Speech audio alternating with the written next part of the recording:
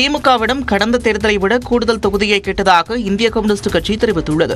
திமுக பொருளாளர் டி.ஆர். பாலு தலைமையிலான தொகுதி பங்கீட்டு குழுவினர் கூட்டணி கட்சிகளுடன் பேச்சுவார்த்தை நடத்தி வருகின்றனர். காங்கிரஸ் கட்சியுடன் முதற்கட்ட பேச்சுவார்த்தை நடைபெற்ற நிலையில் அண்ணா அறிவாலயத்தில் இந்திய கம்யூனிஸ்ட் கட்சியின் திமுக குழு பேச்சுவார்த்தை நடத்தியது. திருப்பூர் எம்பி சுப்பராயன், முன்னாள் சட்டமன்ற உறுப்பினர் சின்னசாமி, அக்கட்சியின் மாநில துணைச் செயலாளர் வீரபாண்டியன் ஆகியோர் பேச்சுவார்த்தையில் பங்கேற்றனர்.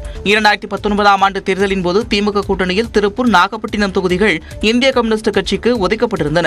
பேச்சுவார்த்தைக்கு பிறகு செய்தியாளர்களிடம் பேசிய சுப்பராயன், இணக்கமான முறையில் ஆலோசனை தொடங்கியுள்ளது என்றார். கடந்த முறை விட கூடுதலாகத்தான் கேட்டிருக்கிறோம். எவ்வளவு ராஜ்யசபா, லோக்சபா பிரச்சனை இல்லை.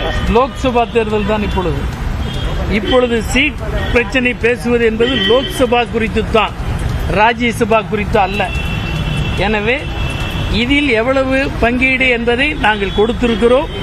அதன் மீது வெரி பாசிட்டிவ் அப்ரோச் இருந்தது. நல்லதே நடக்கும். மாநிலங்களவை உறுப்பினர் பதவி குறித்து பேசவில்லை எனவும் சுப்பராயன் தெரிவித்தார்.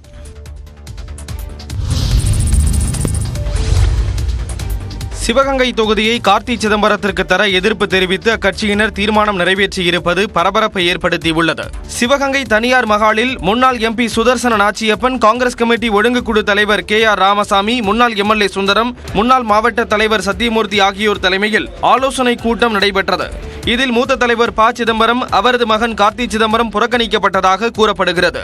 இந்த கூட்டத்தில் காங்கிரஸ் நிர்வாகிகள் ப. சிதம்பரத்துக்கு எதிராகவும் எம்பி கார்த்தி சிதம்பரத்துக்கு எதிராகவும் கருத்துக்களை முன்வைத்தனர். மேலும் கட்சியினருக்கு மரியாதை கொடுக்கக்கூடிய நபரை சிவகங்கை நாடாளுமன்ற தொகுதி வேட்பாளராக தேர்வு செய்ய வேண்டும் என கோரிக்கை விடுத்தனர். மேலும் காங்கிரஸ் கட்சியிலிருந்து கார்த்தியை நீக்க வேண்டும் என்றும் மக்களவை தேர்தலில் அவருக்கு சீட் வழங்கப்படக்கூடாது எனவும் தீர்மானம் நிறைவேற்றினர். இதற்கிடையே சிவகங்கை நாடாளுமன்ற தொகுதி பொறுப்பாளராக நியமிக்கப்பட்ட அருள் பெத்தையா தலைமையில் ஆலோசனை கூட்டம் நடைபெற்றது. அதில் கார்த்தி சிதம்பரத்திற்கு சீட் வழங்க வேண்டி தீர்மானம் நிறைவேற்றப்பட்டது. அதிமுக, பாஜக இடையே கூட்டணி முறிந்துள்ள நிலையில் எடப்பாடி பழனிசாமியை சமரசப்படுத்தும் விதத்தில் ஜி.கே. வாசன் சந்தித்திருப்பதாக தகவல் வெளியாகியுள்ளது. தேர்தல் கூட்டணி குறித்து தொண்டர்களின் கருத்துக்களின் அடிப்படையில் பொதுக்குழுவில் முடிவெடுக்கப்படும் என்று தமிழ் மாநில காங்கிரஸ் தலைவர் ஜி.கே. வாசன் தெரிவித்துள்ளார். நாடாளுமன்ற தேர்தல் நெருங்குவதை ஒட்டி அரசியல் கட்சி கூட்டணி பேச்சுவார்த்தையில் தீவிரம் காட்டி வருகின்றன. இந்த சூழலில் சென்னை பசுமை வழிச்சாலையில் உள்ள இல்லத்தில் அதிமுக பொதுச் செயலாளர் எடப்பாடி பழனிசாமியை ஜி.கே. வாசன் வெள்ளிக்கிழமை சந்தித்து பேசினார். இந்த விவகாரம் அரசியல் வட்டாரத்தில் பேசுபொருளாகியிருக்கும் நிலையில் சென்னையில் செய்தியாளர்களிடம் பேசிய ஜி.கே. வாசன், அதிமுக, பாஜக, பாமக ஆகிய கட்சிகளுடன் தமிழ் மாநில காங்கிரஸ் நட்புறவில் இருப்பதாக கூறினார். தற்போதுள்ள நாடாளுமன்ற தேர்தல், அதற்கான வியூகம், கூட்டணி, இவைகளெல்லாம் தமாகவினுடைய பொதுக்குழுவிலே ஆலோசனை செய்யப்படும். தமாக தற்போது எந்த கூட்டணியிலும் இல்லை என கடந்த நவம்பர் மாதம் ஜி.கே. வாசன் தெரிவித்திருந்தார். எடப்பாடி பழனிசாமியை ஜி.கே. வாசன் சந்தித்த நிலையில் பாஜக சார்பில் ஜி.கே. வாசன் அதிமுகவிடம் தூது அனுப்பப்பட்டாரா என்று தனக்கு தெரியாது என்று வானதி சீனிவாசன் தெரிவித்துள்ளார். கோவையில் செய்தியாளர்களிடம் பேசிய பாஜக மகளிர் அணியின் தேசிய தலைவர் வானதி சீனிவாசன், தமாக தலைவர் ஜி.கே. வாசன் தேசிய ஜனநாயக கூட்டணியில்தான் இருக்கிறார் என்று கூறியுள்ளார். ஒரு தலைவர் அந்த கட்சியில இன்னொரு தலைவரை போய் பார்ப்பது அப்படிங்கறதுல இதுல யாருக்கு தூது ஒன்று. இரண்டாவது, ஒரு பிஜேபி கட்சியில ஒருத்தர் தூது அனுப்புறாங்க, இல்ல பேச அனுப்புறாங்கன்னா அதை அந்த கட்சி அதை எந்த தகவலை யாருக்கு சொல்லுது அப்படிங்கறது கட்சிக்கு தான் தெரியும். மீது யாருக்கு அதை சொல்ல முடியாது. நாங்க இந்நிலையில் பாஜகவை எதிரி என்ற கண்ணோட்டத்தில் தான் அதிமுக பார்ப்பதாக முன்னாள் அமைச்சர் ஜெயக்குமார் தெரிவித்துள்ளார். யாரு விமர்சனம் பண்றது இல்ல, திமுக விமர்சனம் பண்ற அளவுக்கு அதிமுக பிஜேபி இங்க விமர்சனம் பண்ணிட்டு அங்க போய் மோடி கால விழுந்துட்டு வராங்க. இங்க விமர்சனம் பண்ணிட்டு அங்க போய் பல்லுக்கு தூக்கிட்டு வராங்க. புரியுதுங்களா? அந்த மாதிரி நாங்க கிடையாது. எங்களை பொறுத்தவரை தோழமையோட இருந்தோம். இப்போ பாத்தீங்கன்னா ஒரு எதிரி என்ற கண்ணோட்டத்தோட தான் நிச்சயமா பார்ப்போம். பாஜகவுடன் கூட்டணி என்ற பேச்சுக்கே இடமில்லை என்றும் ஜெயக்குமார் மீண்டும் கூறியுள்ளார்.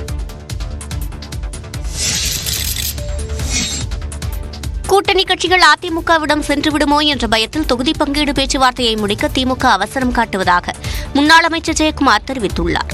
ஏன் திமுக முன்னாடி போகுதுன்னா, இப்போ அந்த கூட்டணி பேச்சுவார்த்தை, அந்த கூட்டணி எது செய்யுதுன்னா, யாரும் அவங்கள விட்டு போயிடக்கூடாது. இப்போ யாரும் அவங்கள விட்டு போயிடக்கூடாது. அதுக்காக தான் என்ன பண்றாங்க, சீக்கிரம் வாங்க, உட்காருங்க, நம்ம பேசி முடிச்சுக்கலாம், உங்களுக்கு இத்தனை சீட்டு இத்தனை இடம் சொல்லிட்டு முடிக்கிறாங்க. பயம், அதாவது எங்ககிட்ட வந்துடுவான்ட்டுன்னு. அதனால இவர் என்னதான் பண்ணாலும் சரி, வரவங்க வரதான் போறாங்க, அது வேற விஷயம். அது உரிய நேரத்தில் அதிமுக கூட்டணி குறித்து அறிவிப்பு வெளியாகும் எனவும் ஜெயக்குமார் தெரிவித்தார். அதாவது முறைப்படி எங்க தலைமையில் ஏற்றுக்கொள்கின்ற கூட்டணிக்கு கண்டிப்பா எந்தெந்த கட்சிகள் இருக்கிறது முறைப்படி பூச்சி அறிவிப்பார். அதனால அவங்க முன்னாடி எல்லாம் பண்றதுனால ஒரு பிரயோஜனம் கிடையாது போதில்லை. இன்னைக்கு தமிழ்நாட்டில் அவ்வளவு கடுமையான அதிருப்தி. திமுக அரசு மீது மக்கள் மத்தியில் கடுமையான எதிர்ப்பலை இருப்பதாகவும் ஜெயக்குமார் கூறினார். புதுச்சேரி துணைநிலை ஆளுநர் தமிழிசை சவுந்தரராஜன் டெல்லியில் மத்திய உள்துறை அமைச்சர் அமித் ஷாவை சந்தித்து பேசினார். புதுச்சேரி மற்றும் தெலுங்கானா மாநிலங்களின் வளர்ச்சி திட்டங்கள் குறித்து ஆலோசித்ததாக தமிழிசை தெரிவித்துள்ளார். இந்த சந்திப்பின் போது புதுச்சேரி விமான நிலைய விரிவாக்கத்திற்கு கூடுதல் நிலங்களை கையகப்படுத்த மத்திய அரசு 420 கோடி ரூபாய் சிறப்பு நிதி ஒதுக்க வேண்டும் என கோரிக்கை விடுத்ததாக கூறியுள்ளார். வளர்ச்சி திட்டங்கள் குறித்து ஆலோசனை நடத்தியதாக புதுச்சேரி துணைநிலை ஆளுநர் கூறினாலும் அரசியல் குறித்தும் பேசியிருக்கலாம் என கூறப்படுகிறது. மீண்டும் தேர்தல் அரசியலில் ஈடுபடப் போகிறீர்களா என்பது தொடர்பான கேள்விக்கு ஆண்டவனும் ஆண்டு கொண்டிருப்பவனும் முடிவு செய்வார்கள் என்று தமிழிசை பதிலளித்திருந்தார். எனவே மக்களவைத் தேர்தலில் அவர் போட்டியிடுகிறாரா என்ற கேள்வி எழுந்த நிலையில் அமித்ஷாவுடனான இந்த சந்திப்பு முக்கியத்துவம் வாய்ந்ததாக பார்க்கப்படுகிறது. சென்னை மாநகரின் விளையாட்டு உள்கட்டமைப்புகளை சர்வதேச தரத்தில் மேம்படுத்த 25 கோடி ரூபாய் நிதி ஒதுக்கீடு செய்து அரசாணை வெளியிடப்பட்டுள்ளது.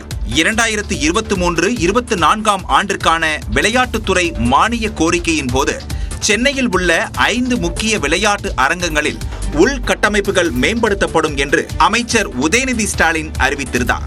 அந்த அறிவிப்புகளை செயல்படுத்திடும் வகையில் முதலமைச்சரின் உத்தரவின் பெயரில் எழும்பூரில் மேயர் ராதாகிருஷ்ணன் ஹாக்கி மைதானத்தை 11 கோடியே 34 லட்சம் ரூபாய் மதிப்பீட்டில் மேம்படுத்திட நிதி ஒதுக்கி அரசாணை வெளியிடப்பட்டுள்ளது. நேரு விளையாட்டு அரங்கத்தின் தரத்தினை உயர்த்த 5 கோடியே 71 லட்சம் ரூபாயும், நேரு உள் விளையாட்டு அரங்கத்தை மேம்படுத்த 2 கோடியே 35 லட்சம் ரூபாயும் நிதி ஒதுக்கப்பட்டுள்ளது. வேளச்சேரி நீச்சல் குளம் வளாகம் 4 கோடியே 72 லட்சம் ரூபாய் மதிப்பீட்டிலும், நுங்கம்பாக்கம் டென்னிஸ் விளையாட்டு அரங்கம் 88 லட்சம் ரூபாயிலும் என 25 கோடி ரூபாய் நிதி ஒதுக்கி அரசாணை பிறப்பிக்கப்பட்டுள்ளது.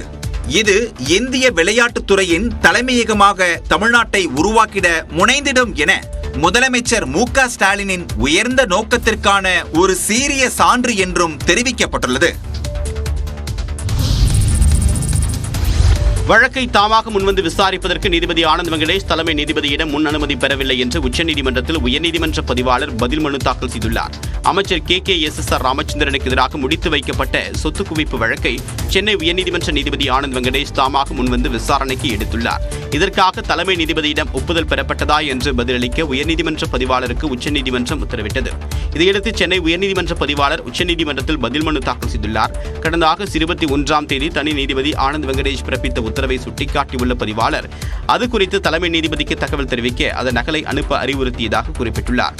அதன்படி கடந்த ஆகஸ்ட் 23ஆம் தேதி தலைமை நீதிபதியின் பார்வைக்கு உத்தரவு நகல் அனுப்பப்பட்டதாகவும் அதனை தான் பார்த்துவிட்டதாக ஆகஸ்ட் 31ஆம் தேதி தலைமை நீதிபதி குறிப்பு எழுதியதாகவும் பதிவாளர் கூறியுள்ளார்.